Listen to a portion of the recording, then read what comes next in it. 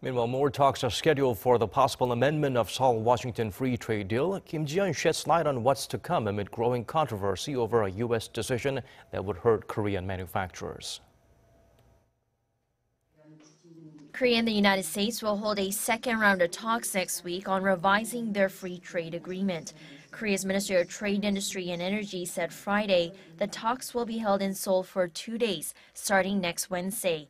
As with the first round of talks in Washington earlier this month, the South Korean side will be led by head negotiator Yoo Myung-hee and the U.S. side by her counterpart Beeman.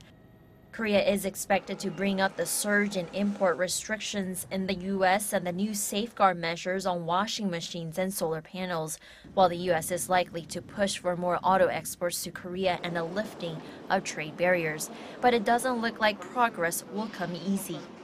It's going to be very hard to find common ground. The U.S. expects Korea to accede to its request and doesn't want to change its own stance. While Korea sought to right the wrongs of the one-sided, unfair portions of the Korean agreement, the Trump administration continues to ignore international norms and standards of promoting free trade. Korea's trade ministry has expressed regret over the new safeguard measures, which are slated to come into effect on February 7th. The ministry called them excessive and a clear violation of World Trade Organization regulations. It also noted the growing number of factories being built in the U.S. to create new jobs and boost economic growth. The ministry said it plans to come up with countermeasures in cooperation with Korean washing machine and solar panel manufacturers, which are expected to be hit hard by the new tariffs.